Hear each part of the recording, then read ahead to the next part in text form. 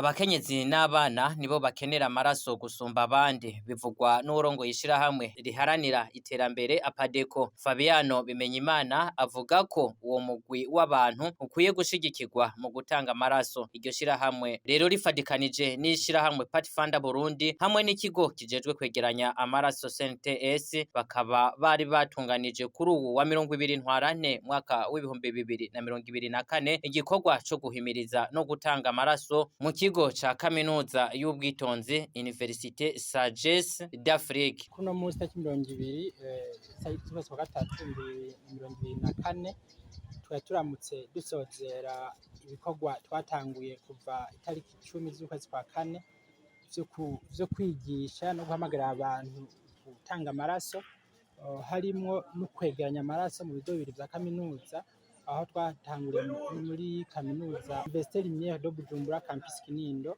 aho twatungaje tariki 14 z'ukwezi kwa gatatu 2024. Hanyuma nyuma yaho tubandanya inyigisho zo kwigisha gukunda no gutanga amaraso muri iki kigo ca Université Sagesse d'Afrique campus Kamenge, aho naho n'umusi wacu kirangirije, aho nyuma yo gutanga inyigisho twongera twegeranya n'amaraso dufanye ikigo CNTS, aho kuva mu gitondo ariko twazindukiyeko. Ibi bikorwa twabitunganije mu ntumbero mushama ya Padeko yo guhimbaza ukwezi kwa gatatu kwahariwe umukenyezi. Biri mu kurikirana rw'ivyo bikorwa mu ntumbero kugira ngo natwe twifatanye n'abandi barundi bose mu gihugu c'u Burundi n'abandi bantu kw'isi yose kugira ngo dushobore guhimbaza umunsi wahariwe abakenyezi usanzwe uhimbaza tariki 8 z'ukwezi kwa gatatu umwaka utashe.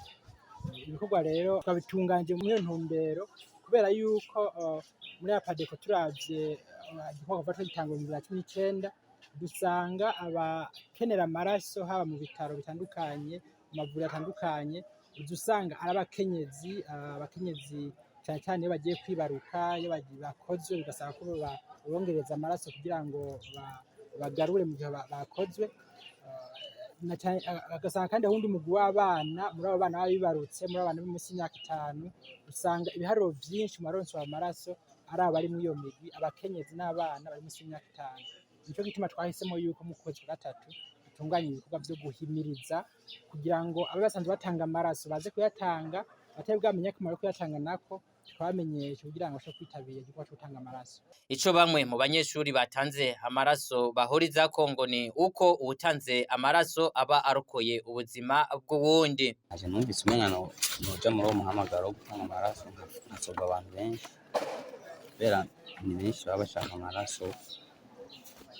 Kenshi haraba ama-accident nyene atateguwe, nyene n'abandi ugasanga bafashwe n'indwara zituma nyene amaraso agabanuka mu mubiri. Ukamenya ko nawe ejo ushobora gukenera amaraso kandi uzoyaronka atari uyihawe na mugenzi wawe. Mu gihe utayatanze ushobora kugera ahantu bakenera yiwawe bakayabura, bivanye n'ukuntu utazi amaraso yawe umugwi arimwo. Igikuru ca mbere nuko ukamenya umugwi urimwo w'amaraso yawe kugira bikorohere no kuyaronka vyoroshe. Ayo mashirahamwe asigura ko yihaye intumbero yo kwegeranya amaraso kugira ngo ikigo kibijejwe came kiyaronka, maze igihe cose hakenewe amaraso bashobore kuronka ayo batabaza umukenyezi ayakeneye. Rero Apadeko irimwo amashirahamwe dukorana ngaha mu gikorwa cyo gukiza amagara y'umuvyeyi. Arico gituma mubona uwo munsi twateguranye kino gikorwa cyane cyane mu kwezi kwa gatatu, ko murazi ko no kwezi kwari ukwezi isi yose ihimbaza agateka k'umukenyezi, ari tariki 8 z'ukwezi kwa gatatu. Twere twaje dufata ukwezi kose ko tuzokumara duhimbaza, ko tuzokumara natwe twifatanya n'abandi. Igikorwa rero kiri mu gikorwa cyo gukiza amagara y'umukenyezi, kuko ibiharuro mu gihugu vyerekanye yuko vyerekana yuko tubura cyane abakenyezi cyane bariko baribaruka. Hanyuma ivyuga vyaciye vyerekanye kandi yuko igikuru mu bihitana abakenyezi kubura amaraso birimo.